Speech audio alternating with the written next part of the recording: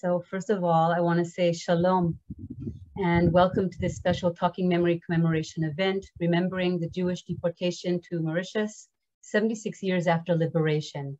My name is Medine Shachar, and I work at the Ghetto Fighters House as a guide and an educator. I want to welcome our global audience from all over the world. As you can see in the chat box, we are from all over the world, including friends and colleagues from Holocaust museums, institutions, and centers, academics and students from universities, historians, and our many friends who attend our Talking Memories series. A special welcome, as always, to the survivors and their families that are with us today, including those who are personally connected to the story of the Jewish refugees involved in the escape from Europe during the Holocaust and the deportation to Mauritius. We want to thank everyone for their support and interest in our programs. I missed everyone. It's been a month. Today's program is in partnership with our friends at the Johannesburg Holocaust and Genocide Center, the Beau Basin Jewish Detainees Memorial and Information Center on Mauritius, and the Rosa Luxembourg Foundation in South Africa. We are honored to work together to make this event possible. And now, on behalf of Eagle Cohen, the CEO of the Ghetto Fighters House, who could not be with us today or this evening, I would like to thank our partners for organizing this program commemorating the Jewish detainees on Mauritius.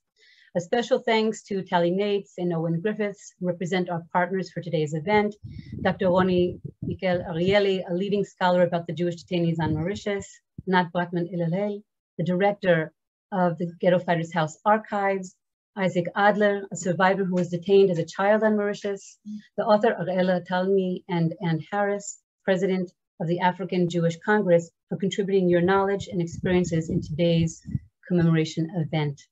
The Ghetto Fighters House in Israel, the Johannesburg Holocaust and Genocide Center in South Africa, and the Beau Basin Jewish Detainees Memorial and Information Center in Mauritius are historically connected to and work to remember and commemorate the events leading up to the detention of European Jewish refugees on Mauritius during the Holocaust, as well as the life stories of those who were detained there for 5 years. Through our archives, collected testimonies, exhibitions, and memorial events such as this one, we are preserving and bringing to the forefront the memory of this difficult and less known story of Jewish refugees who escaped Nazi persecution in Europe with the hopes of reaching the shores of Eretz Israel, only to find themselves captured, transported, and imprisoned by British authorities on the island of Mauritius. As well, I want to take this opportunity to thank the Rosa Luxembourg Foundation for their continued partnership in preserving this memory. And now, I would like to invite Tally Nates, founder and director of the Johannesburg Holocaust and Genocide Center, and then Owen Griffiths, president of the Beau Basin Jewish Detainees Memorial and Information Center, to give their opening remarks. Thank you so much, Medine. Thank you so much to the director of the Ghetto Fighters House, Eagle Cohen. And it is wonderful to partner again with the Ghetto Fighters House. And again, with the Bassin Jewish Detainees Memorial and Information Center, and with the Rosa Luxembourg Foundation. And indeed, thank you to everyone for joining from all around the world to this marking of the 76th anniversary of the liberation of the detainees from the Bassin camp in Mauritius. And you'll hear so much about this history in tonight's event. I'm very moved to see so many ex-detainees and their families here, and of course, many friends from the African Jewish Congress, from the South African Jewish Board of Deputies. I see our friends, the survivors, Eli Gotz, I saw you, I saw many other Holocaust survivors here with us, many dignitaries, rabbis, and colleagues, academics. It's just very, very moving to see all of us joining together, second year in a row on Zoom, actually, to mark this day. This episode, these 5 years in the Bassin prison and camp, is the closest the Holocaust came to South Africa. South Africa was fighting with the Allies. It was fighting in North Africa. It was fighting in Italy. It was fighting in East Africa.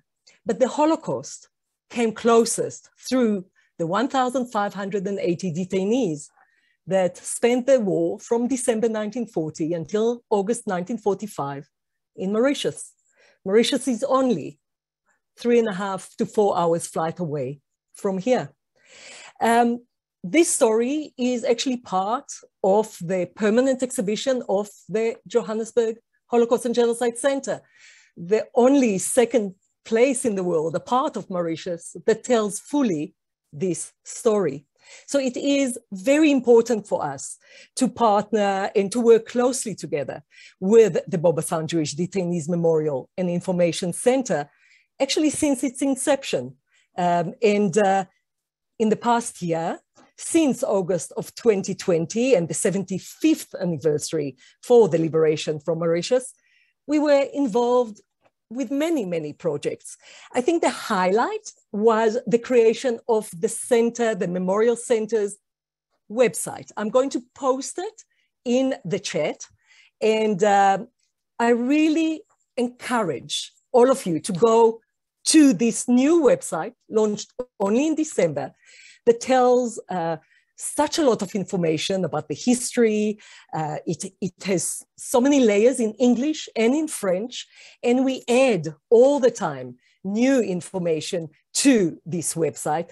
And I would love you all to also join our Facebook group. And the Facebook group is growing, and it is important for us to have all the ex-detainees and their families coming and joining this Facebook group too.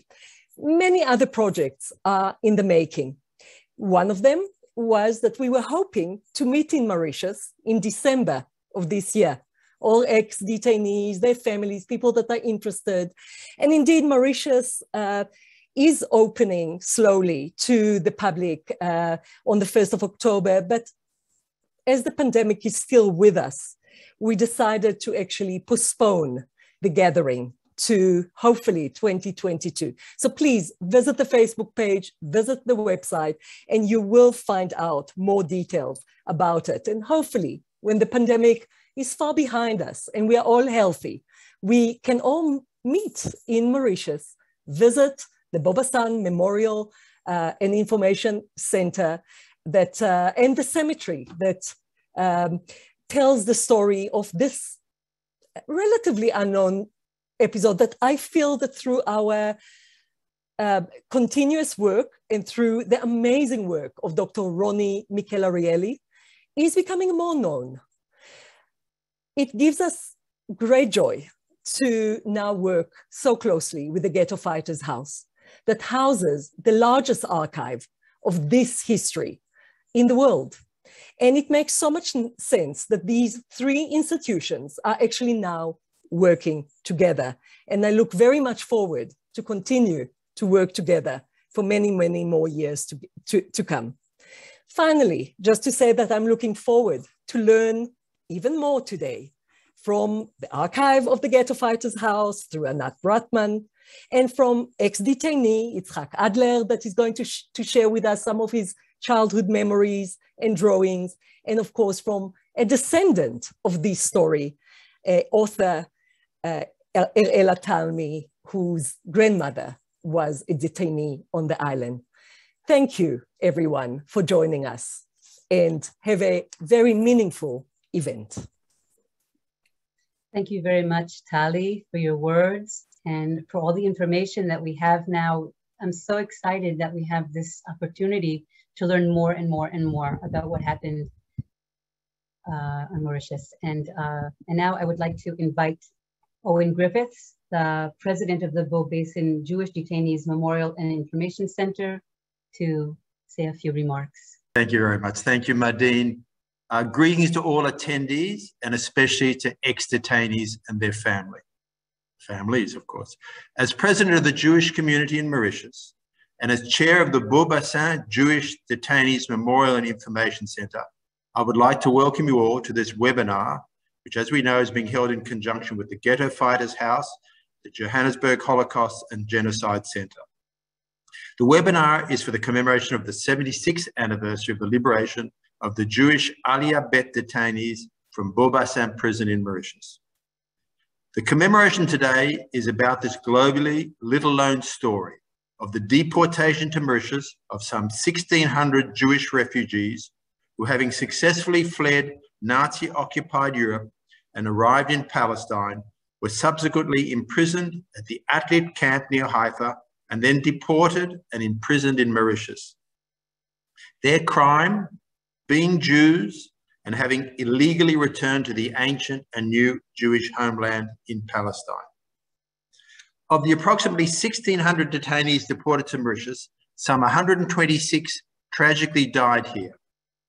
Those remaining in Mauritius at the end of the war in Europe at least, were allowed to finally go home after 4 years and 7 months in detention.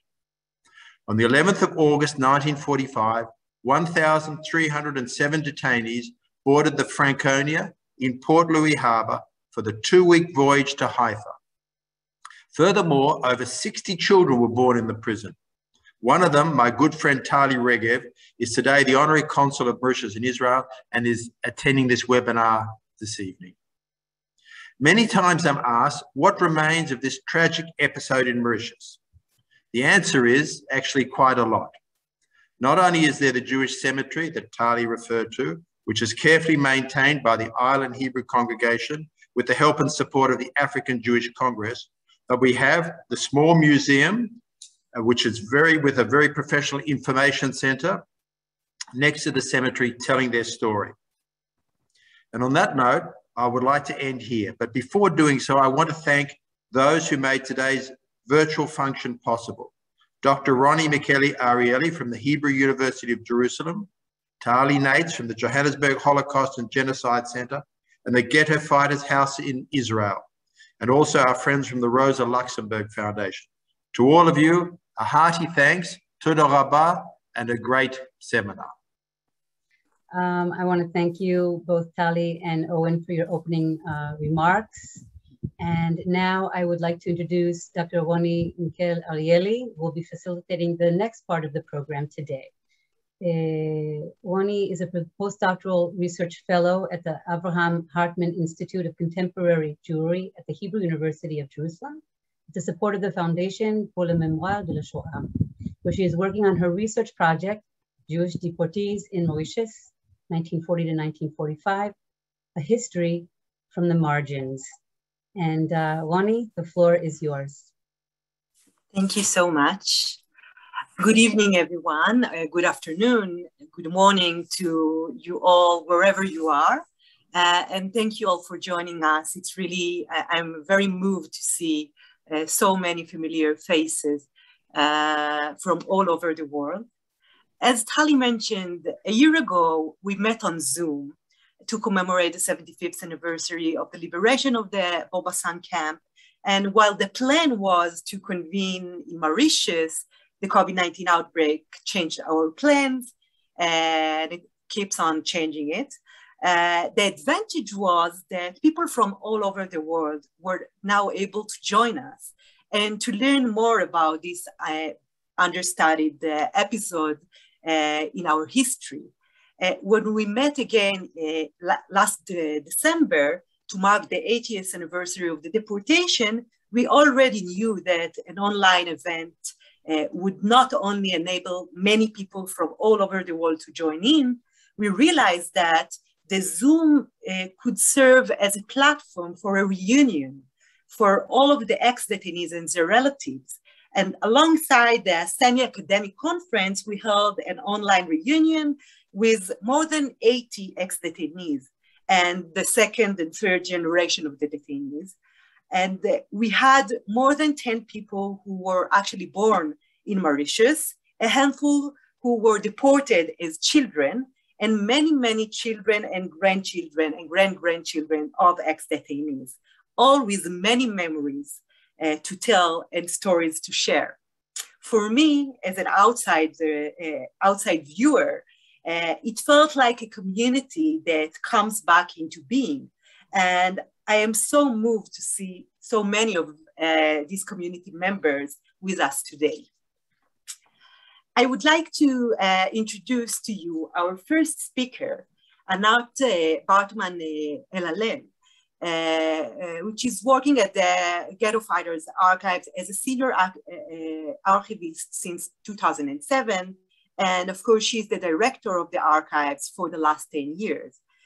Anat is the leader of the accessibility and content digitalization project, which contributes to the exposure and accessibility of the archive through technological tools and means. And you don't realize how important it is. It's not only that the collection, the Mauritius Exile collection that Anat will introduce to you all today, is the largest collection available on the subject. It is also available online, and which is remarkable, especially at times of COVID, when we are not really able to travel to conduct research. So without further ado, I would like to us all to welcome Anat. And Anat, the floor is yours.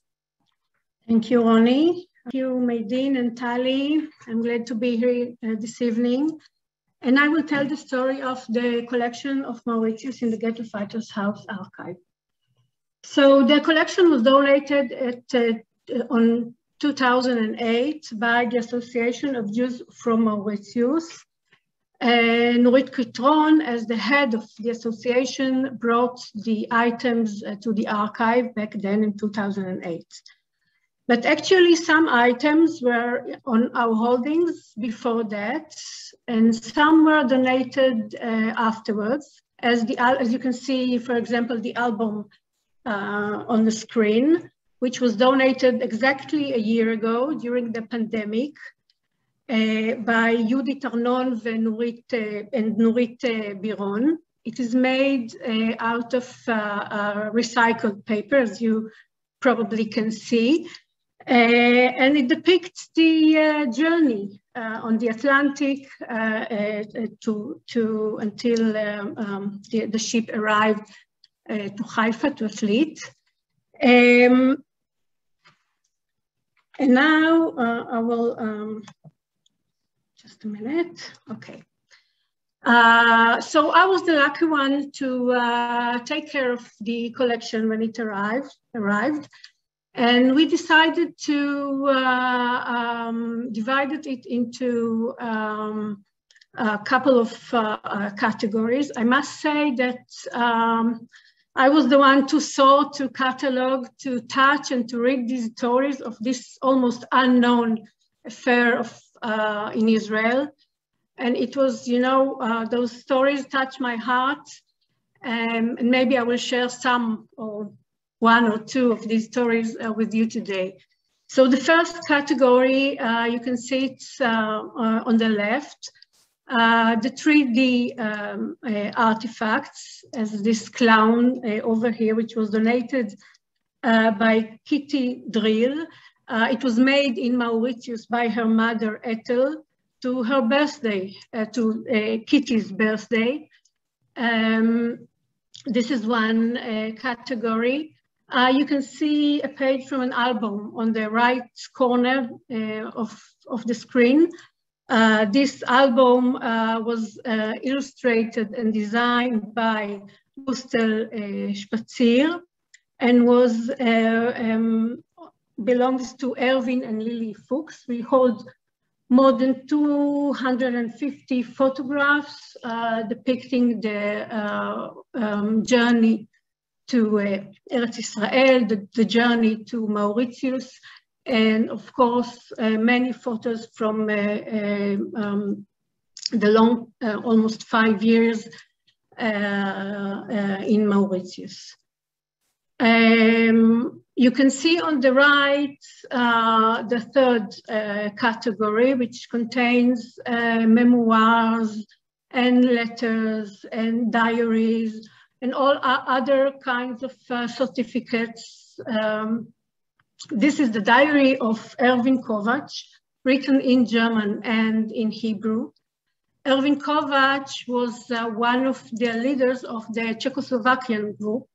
He was he was on the group that left the Czechoslovakian group that left Mauritius and joined the British Army in 1942. And of course, you can see here one of the artworks that are in that collection, especially artworks made by Fritz Händel and Beda Meyer, but also other artists who draw in Mauritius. Here you can see a sketch by Fritz Händel depicting the exact moment of those Czechoslovakian men who left the island to join the British Army.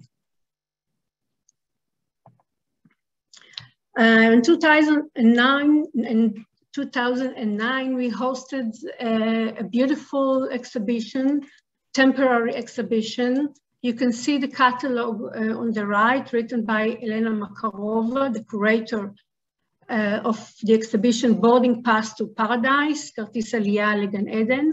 The exhibition focused mainly on the artworks of Beda Meyer and Fritz Händel, but also, again, depicted the journey, the stay in Mauritius, the life in Mauritius, etc.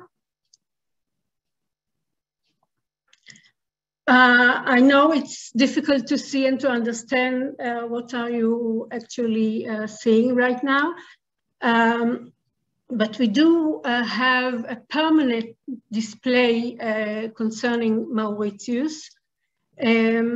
This photo was taken at this core hall. It's very difficult to take photos over there because the room is dark, but I hope you can see on the left a black glass wall with some blue dots. If you touch the blue dots, the light goes on in some of the drawers. There are actually 65 drawers on 2 black walls in that exhibition. And one of the drawers is dedicated to the Mauritius detainees. As you can see here, this dress belonged to Eva Friedberg, and it was made by her mother Dorothea. She made it out of bandage fabric while she was hospitalized in Mauritius, and she made it for her daughter who participated in Hanukkah celebrations. So she wanted her to have a nice white dress. So this drawer is a permanent display, and everyone can see and read about the Mauritius detainees. And now I would like to focus on one specific story. You can see on the left Heinz Lindman. He was born in 1907 to a Jewish family. He married Alfreda, who was born to a Christian family, and they had 2 sons. Hans was born in 1932, and his brother Beau was born a year later. They lived in Berlin. But after the Nazi rise to power, the family had to leave Berlin and moved to Danzig. Heinz had to close his pharmacy. He was a pharmacist. He had to close it. And on 1940, he decided to try to immigrate to Eretz Israel. As you can understand, he was on the Atlantic and finally was deported to Mauritius. Alfreda sent her 2 sons to her mother in Kranz, near the Baltic Sea. She stayed in Danzig, and she had some correspondence with her husband, as you can see on the right. In the middle, you can see Heinz's suitcase, which he took with him to Mauritius. In Kranz, the boys, well, everyone in town knew they were Jewish, but did not informed on, because some respect the people in the town had to their grandfather, who was a teacher in that town. And Hans, the oldest, even in some time was actually a courier for the Nazi party in France, delivered some mail from one place to another. And finally, when the war was over, the mother and her sons reunited, but the time was very tough because they were German and the area was occupied by the Soviets, so time were very difficult. And finally, they succeeded to arrive to Bergen-Belsen DP camp. And that time, Heinz was already in Eretz Israel, trying to bring his family to Israel. He succeeded to bring his wife, Alfreda, but did not succeed to bring his sons because they were Jewish. You can see them on the left. Georg, the youngest, is on the top, and down there is Hans, Klaus. And the man in the middle is Aaron Burstein and Shaliach, an emissary from Israel that went to Germany and actually was involved in bringing those young boys to Israel, helping them to convert to Judaism, and made all the necessary arrangements and documents, and at the end succeeded to bring them to Israel. You can see on the right the letter Alfreda wrote him while she was already in Israel then, and the boys were on their way to Israel. By the way, Hans changed his name in Israel to Dan, and Georg changed his name to Aharon after Aharon Borstein, who helped them to come to Israel. Unfortunately, Heinz passed away on 1950, a few months after the boys came to Israel. Dan and Aharon lived in Kibbutz Kabri, not far away from Lochamei Getaot.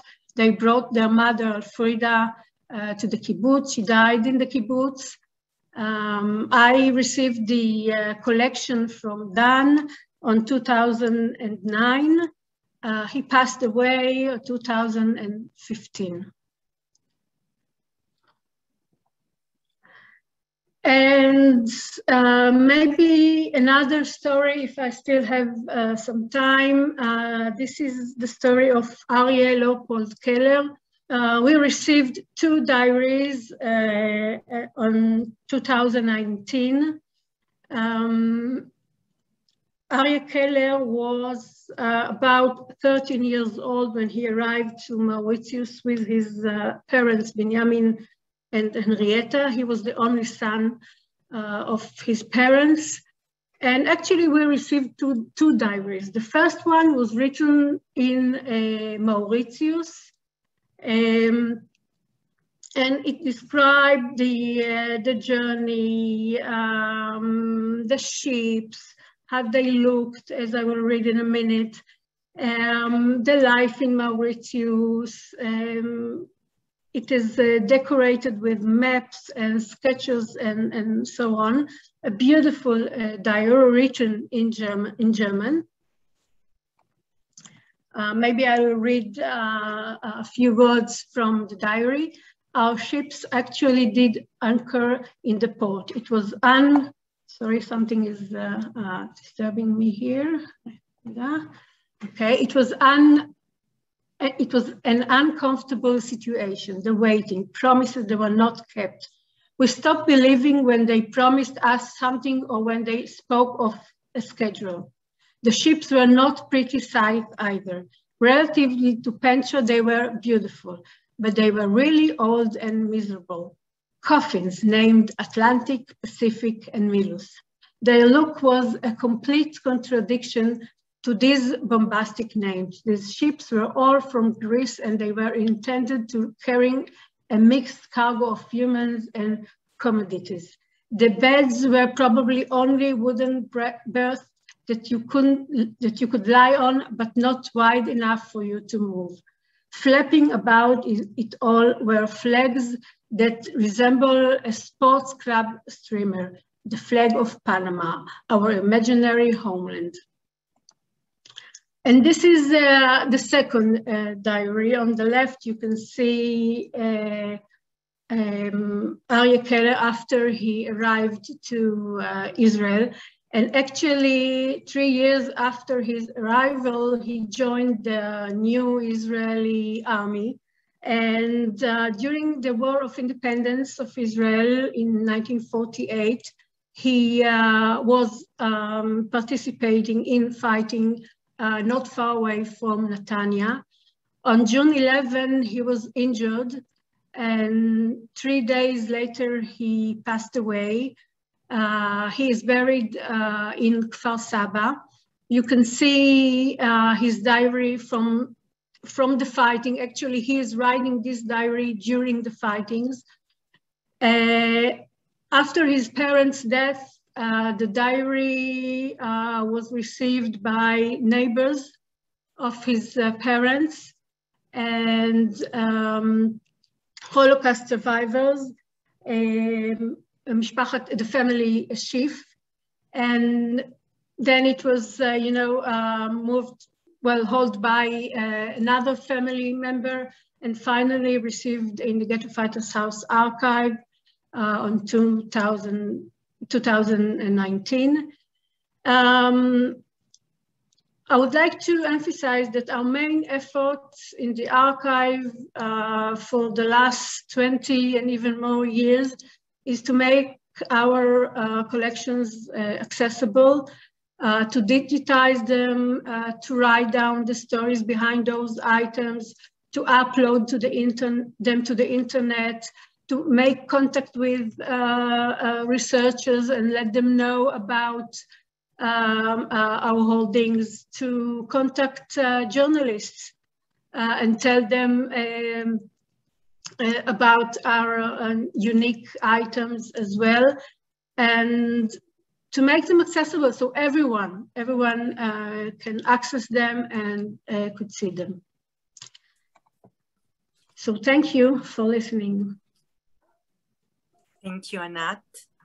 And as one of the researchers, I can testify to the professionality of this archive, and actually call all of you who still have, archival material of your own, and looking for, a place to preserve it, to turn to Anat. Because I really do believe that this collection is amazing, and I would like us to, before we will turn to the second speaker, I would like to show you all a short video prepared by the Bassin Jewish Detainees Memorial and Information Center to commemorate the children who died in Mauritius during the detention period. So we will have a very short 2 minutes video, and then we will continue.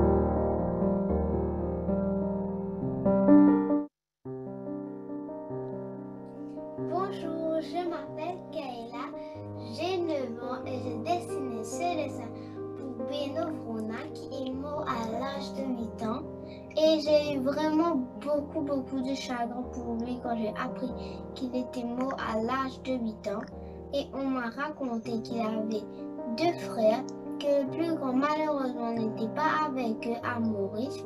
Et sur ma pierre, j'ai dessiné les 3 frères dans un cœur, même si la guerre les a séparés. Mais pour moi, au fond de mon cœur, je sais que l'amour fraternel ne meurt jamais. Et j'ai mis des tulipes parce que je sais là où vit sa famille, c'est la fleur nationale du pays. Et je souhaite qu'un jour que sa famille puisse venir à Maurice pour se recueillir sur sa tombe. Et voilà ma 2e pierre. Celle-là, c'est pour Baby George qui est mort à l'âge de 2 mois. Et j'ai vraiment beaucoup de chagrin pour lui parce qu'il était mort à 2 mois. Et sur ma pierre, j'ai dessiné Baby George qui dort dans l'air pâturage. Et derrière, j'ai dessiné mon beau paysage avec le soleil et les nuages. Et j'ai mis des oiseaux. Pour moi, les oiseaux, c'est comme si j'ai envoyé un message au monde entier pour savoir si quelqu'un sait si Baby George reste de la famille. Parce que chaque fois que je pars au cimetière le dimanche, je me dis, quand je regarde sa tombe, je me dis qu'est-ce qu'il serait devenu s'il n'était pas mort à l'âge de 2 mois.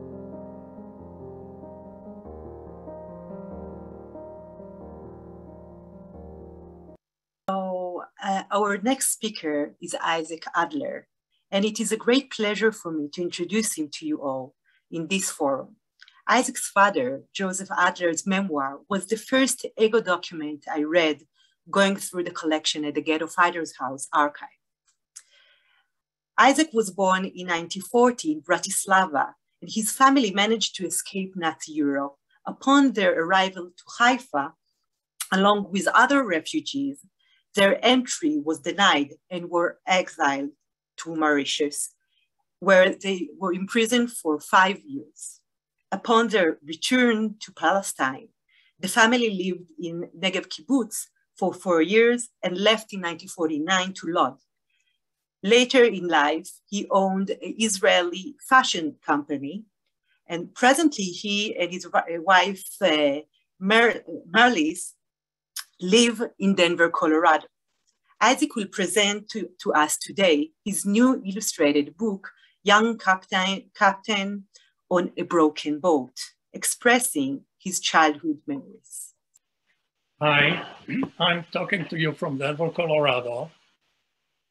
We have had bad weather, not bad weather, but bad air coming from the fires of California, and that affects my voice. I have quite a few allergies, and so excuse me. Young Captain on a Broken Boat is a story of the young boy I want you to meet today. It's the book, it's not so much about me, the man who I am today, but about the boy who lived in Mauritius many years ago. His memories are the ones I wrote the book about.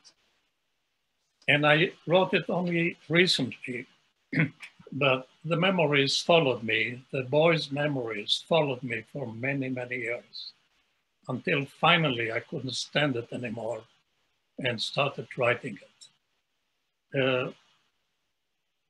The young boy was standing on a broken boat, looking for a big ship. And I'm going to read a story that I wrote, a short story.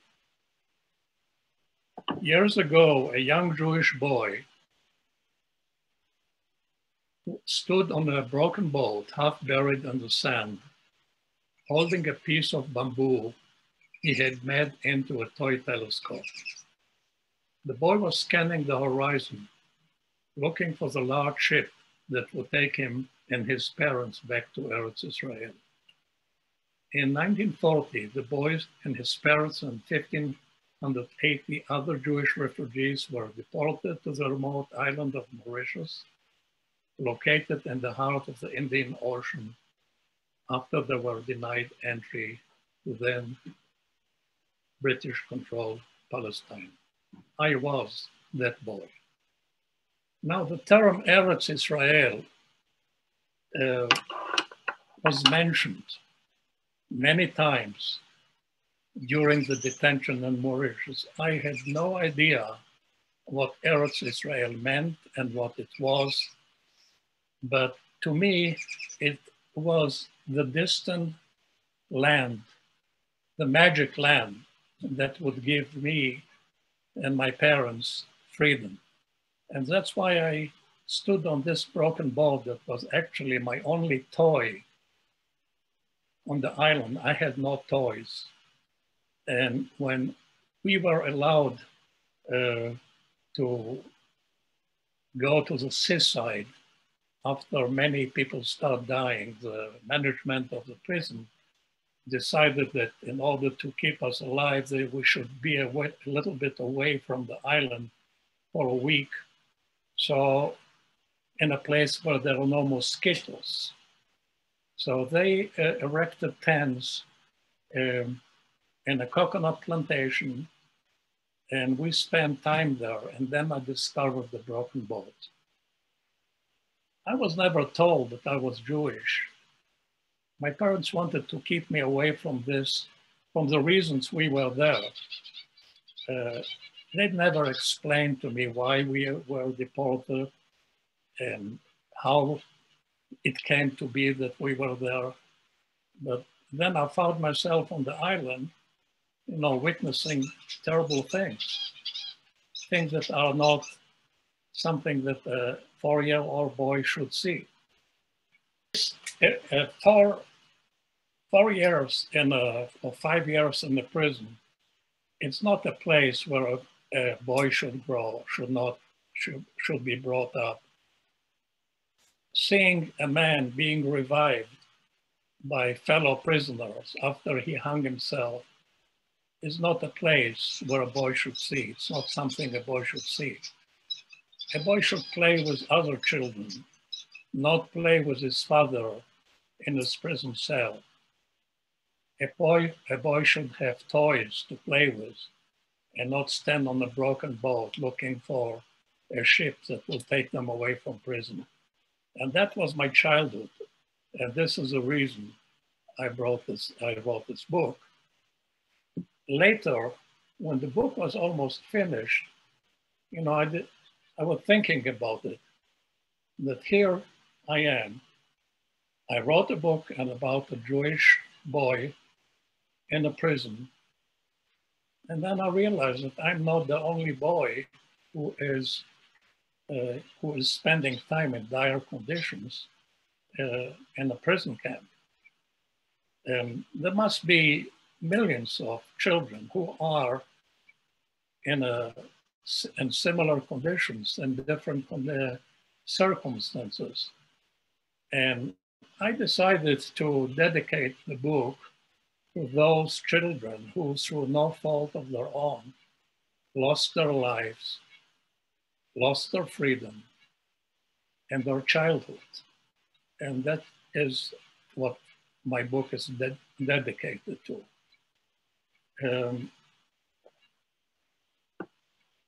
I want to be the voice for those children. And hopefully it will become known that children imprisonment is not just a Jewish thing. It's an international thing. So this is why I think this Jewish boy standing on a broken boat, the young captain on a broken boat, could be a voice of many children in the world. I would like to read to you the arrival of the big ship that took us out of Mauritius.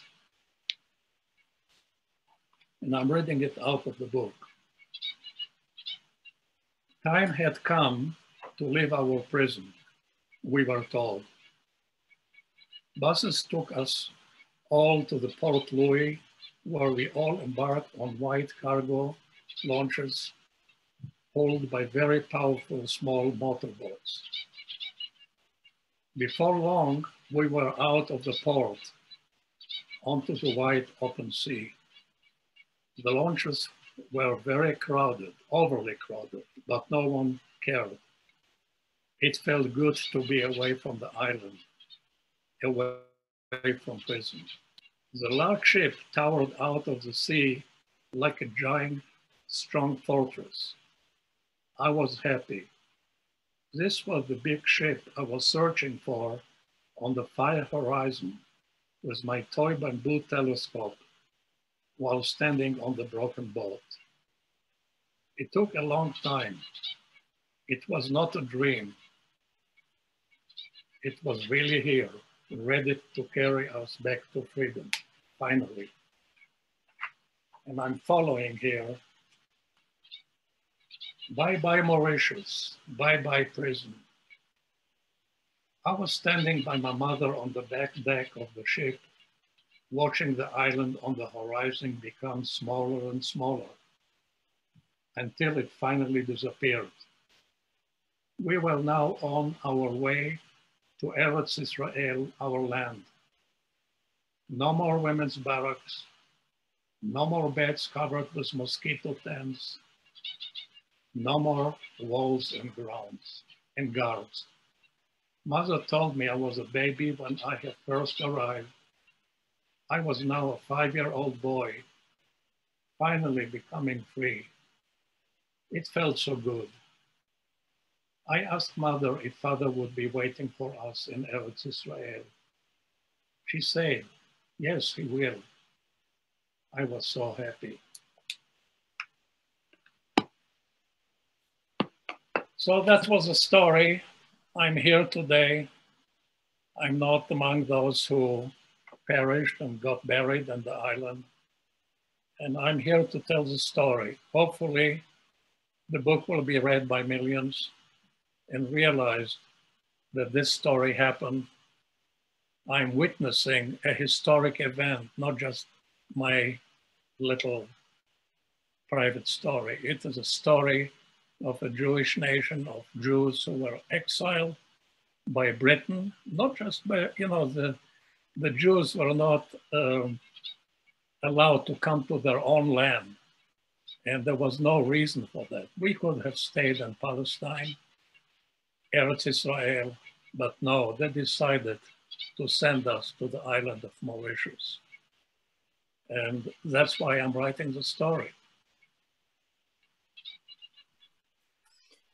Isaac, thank you so much for this really moving book and for sharing it with us. I would like to ask now to turn to our last speaker because we are running short with time. Irwani Talmi, born in Kibbutz Afikim, Irwani is a graduate of the Juilliard School in New York, where she majored in flute playing. Over 40 years, she performed and recorded music widely around the world. Since her retirement, she swept the music notes with the written word, published 4 rhymed children's books in a series, Melody Kids, and her first novel, Out of Reach, which focuses on the Jewish deportation to Mauritius, saw the light of day in February 2021. Irwani, the floor is yours.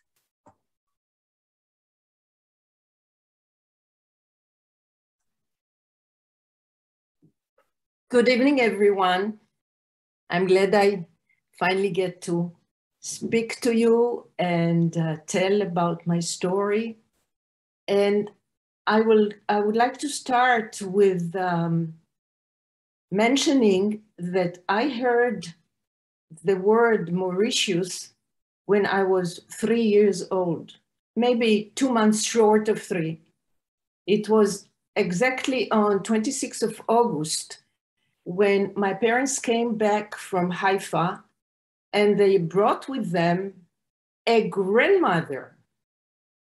My grandmother arrived from Mauritius, and this is when I heard the name. Of course, I couldn't pronounce it. We say it in Hebrew, Mauritius, as it is pronounced also in German. Our grandmother came to the kibbutz She received a little flat of just one room and a kitchen. And it became the center of our family, which meant that she became sort of my second mother. I spent a lot of time with my grandma, who was a survivor from Europe and from Mauritius. But she never told us anything about it. She was such a loving and caring woman, and she didn't want to talk about herself, about her past, what she went through. I knew that she's actually from Vienna. I couldn't understand how come, if my parents came in time directly from Vienna, why couldn't she? And how come she was sent so far? This is what they told me, and stayed in Mauritius. So, of course, there were questions, there were no answers, and we continued our life without knowing a thing or two or anything about the two mysteries, Mauritius and the exile of my own grandmother to that place. Time passed by very quickly. I was busy studying, and then I was busy playing the flute, and then serving in the army, and starting a career, and meeting my husband, getting married, raising a family, performing. And for years, this story didn't come back to me. It was actually only when I decided to write my first novel. And when I decided, I knew immediately that it's going to be about this mystery, about this unknown story of the exile to Mauritius, excuse me. Of course, not knowing anything gave me just a few choices. One of them was, of course, to start meeting people. The other one was to search on the internet, in the different archives, and there are many, as you now see and hear. And I chose the second because I didn't want people to tell me what happened to them. I wanted to tell my own story. I wanted to search the history of this affair, this event, and create my own story on the basis of these historical events. So, of course, I went to the Ghetto Fighters House. I went to Yad Vashem, to Acre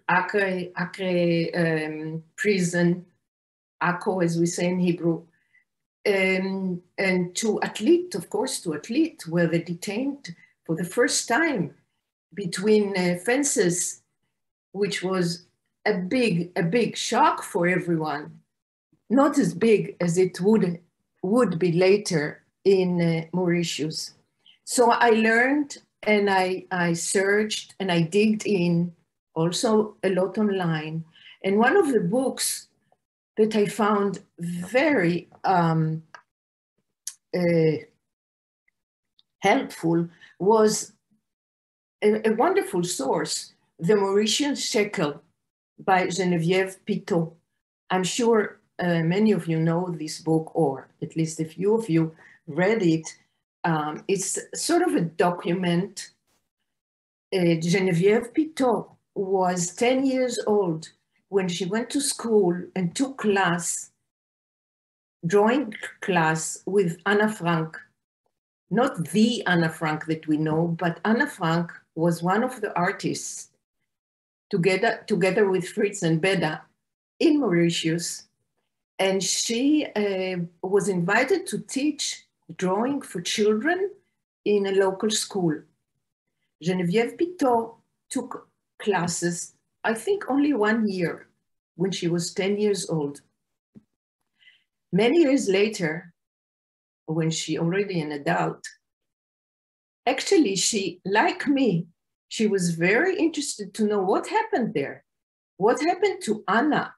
Why was she there? Why she was detained with all the inmates that were around here, close to 1,600 men, women, and children. So she started the big research of us all. And the material that she found served me, and I'm sure them others, also others, to create the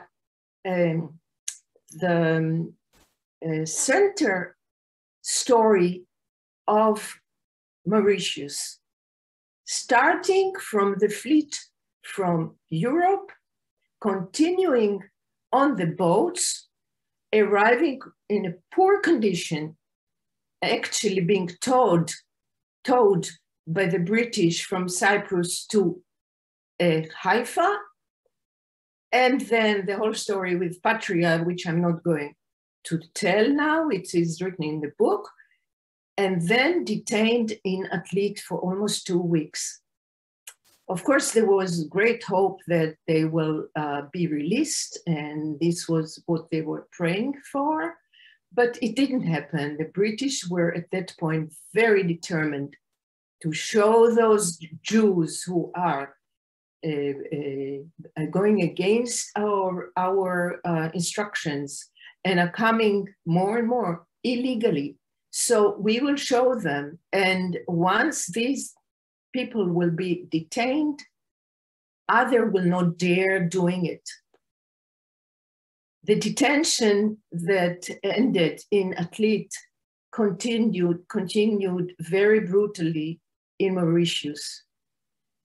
Those close to 1,600 Jews were taken by 2 Dutch boats, quite nice, not as small and falling apart as those they had when they left Europe. And they were taken to a place at first they didn't know where. On the way there, they discovered it's going to be as far as possible to the island of Mauritius, that beautiful island. They arrived there, and again, something happened there that struck them tremendously. On that fantastically beautiful island, they were put in prison directly.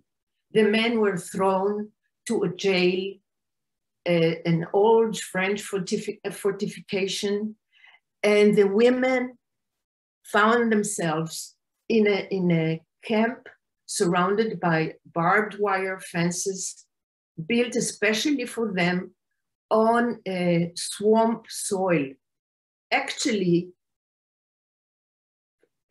full with malaria mosquitoes. So of course you can imagine the sicknesses that they had there, malaria, typhoid, and other we won't mention them here, it's all in the book. So there was a huge shock. At first, they were hoping from 1 week to the other that this is going to be, for 2 weeks, like in Athlete, maybe 2 months, maybe after 2 years, that was just going on. And it took almost 5 years, and with a lot that went in between. And again, I don't want to spoil the story for those who will finally get to read it. Right now only in Hebrew, but we hope it will be translated to English. But the suffering was quite big, especially in view of what was happening in Europe. They knew exactly what is going on in the war in Europe and what is happening to their brothers and sisters, and the fact that they were sort of surrounded by protection, not able to get out of it, but really protected while their fellow Jews are being killed. And also those who left the camp to join the British Army, some of them were killed in the war. all of that added a huge load on their shoulders and on their horrible feeling. What are we doing here? There is a huge war over there. The British are fighting with great success against the same enemies. We are sharing the same enemies. Why are we here? We didn't do anything wrong. And that was something they fought over and over again. And they insisted that they should be given a trial because we haven't done anything wrong. But the British were quite stubborn and insensitive, and it went on and on until the very last months when they finally got the message that they will be released. When ships will be able to arrive to Mauritius, and that was a big issue because during the war, it was hard to get through the Indian Ocean and the Suez Canal. So the end was that after they were finally told that they will be released and go home, they had to wait 3 more months until finally the war in Europe was over when they were released. And when the big ship Franconia arrived in Mauritius and took them all back to their homeland.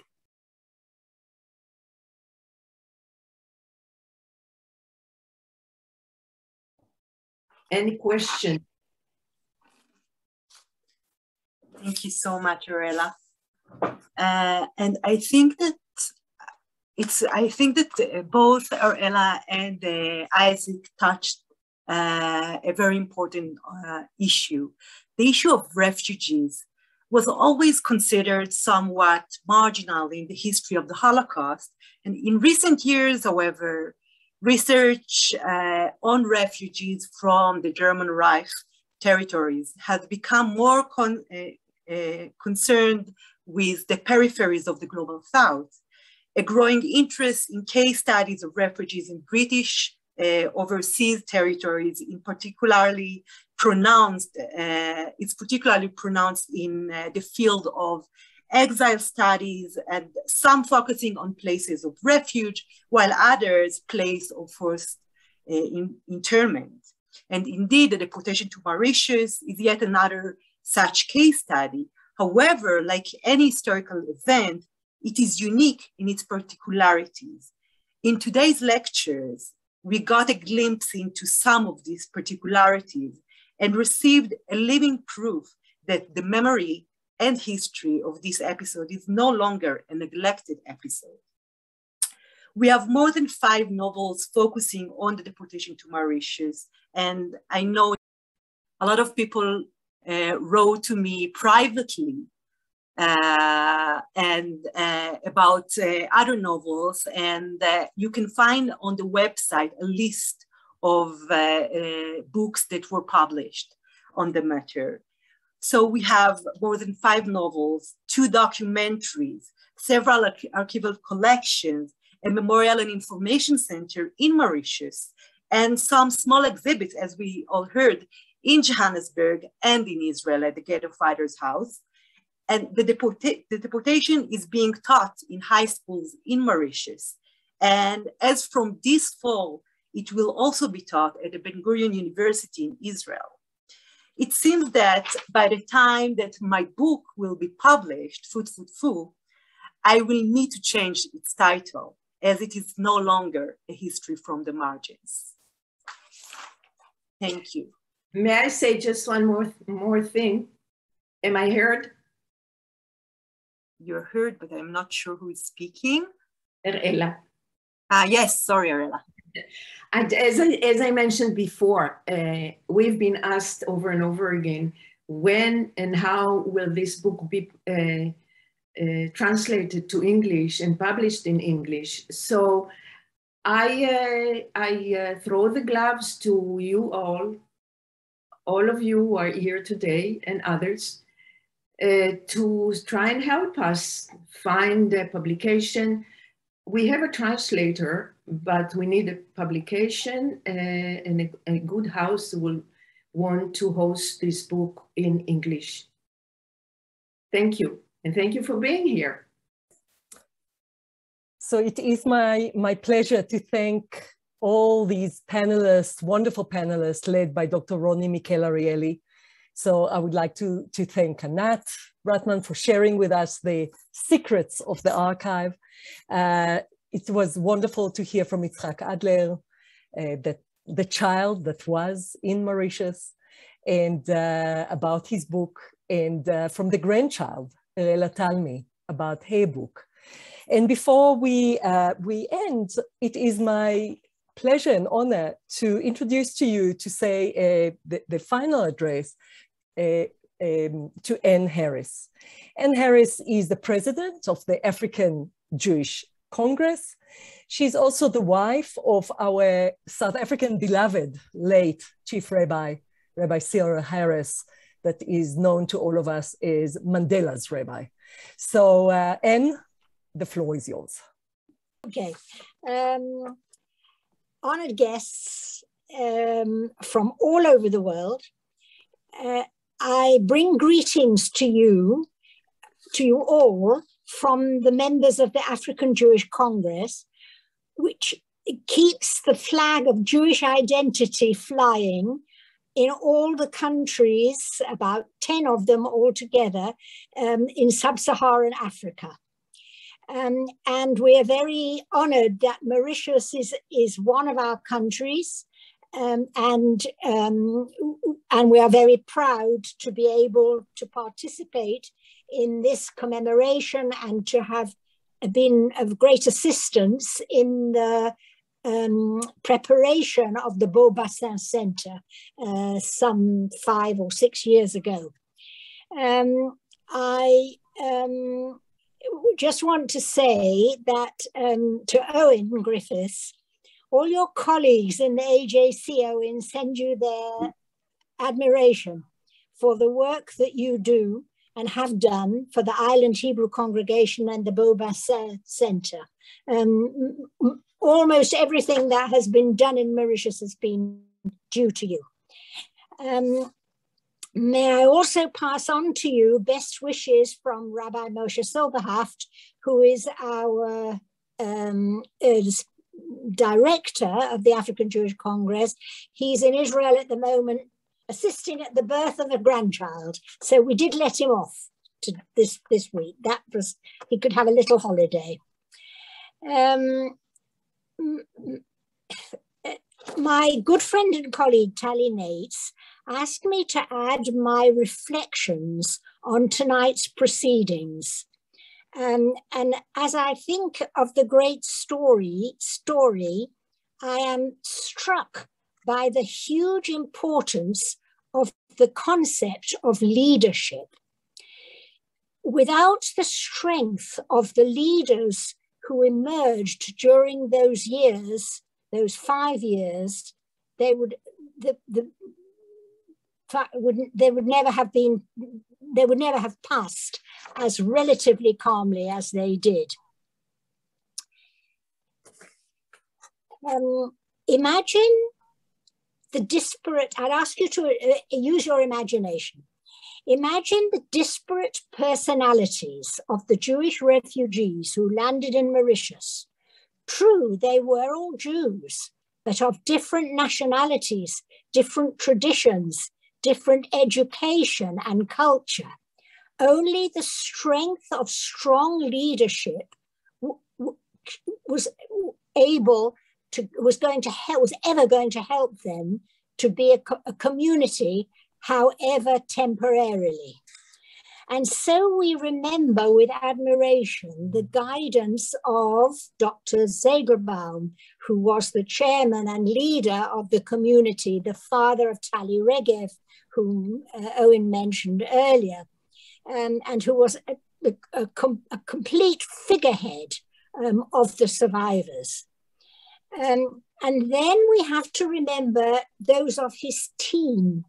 It fascinates me to think that for those 1,600 people, there was one rabbi who had to deal with every kind of tradition and belief and faith, and yet he did it. And those who wanted to remain Jews did. And that must have been entirely due to his leadership. And the leadership of the doctors and nurses and teachers who gave the children foundations of education in the circumstances which Mr. Adler described to us. These people had a modicum of leadership which is absolutely astounding and amazing. And finally, the one person who also needs recognition, two people, the governor and his wife. The governor and Sir Callum Beer and his wife of Mauritius were involved very much with the detainees. He was an English civil servant. He probably knew nothing whatever about Jews, because that's the way Jewish life was in England then in the 1930s and 40s. And yet he and she made an enormous effort to alleviate as far as possible, without the acceptance of his bosses, the British government, far thousands of miles away. But he allowed them a modicum of comfort, not comfort so much as recognition, and to lead a life as best they could. The concept of strong communal leadership is the most important prerequisite. We know in the small communities of Africa that without good leaders in the places where we work, there would be no Jewish life at all. And so we must all remember with admiration those people who led this way to safety and survival. Thank you. Thank you so much, Anne. And it was, first of all, a pleasure to hear your words and your insights as well. I want to take this opportunity to thank all our participants and all our partners. Sometimes it really literally takes a village to create a program like this, especially one that wants to commemorate. So I want to thank, first of all, our partners, the Johannesburg Holocaust and Genocide Center with Detainees at the head, and the Beau Bassin Jewish Detainees Memorial and Information Center in Owen, Griffiths as well, and the Rosa Luxembourg Foundation in South Africa. And of course, to all our speakers, thank you so much for sharing your insight and your thoughts and your understanding, and helping us to commemorate Detainees, of course, and Owen Griffiths, like I mentioned, and Harris that we heard just now. Anat Bachman El Hillel, our Director of Archives at the Ghetto Fighters House, Isaac Adler with his story, and we put a link to his book, different ways that you can order his amazing book and his memories as a child on Mauritius. And of course, Ayla Talmi, and we hope your book does come out in English soon. And a special thank you, of course, to Dr. Roni Mikel Arieli, who put all our people together and help us to create this program this evening. And I want to say, of course, thank you to our audience, to those that came to hear the story. I have to say that it's strange for me to hear that Mauritius was in the margins, because I worked with the daughter of two people that were on Mauritius, and they got married on the ship on the way to Israel. And so she was the result of that. So I really never thought of it as a marginalized story, but I'm glad that we were able to get this out. So I want to say shalom, or as we say here, litraot, and hopefully we'll see everybody in 2 weeks for our last program of the summer on August 29th. Goodbye.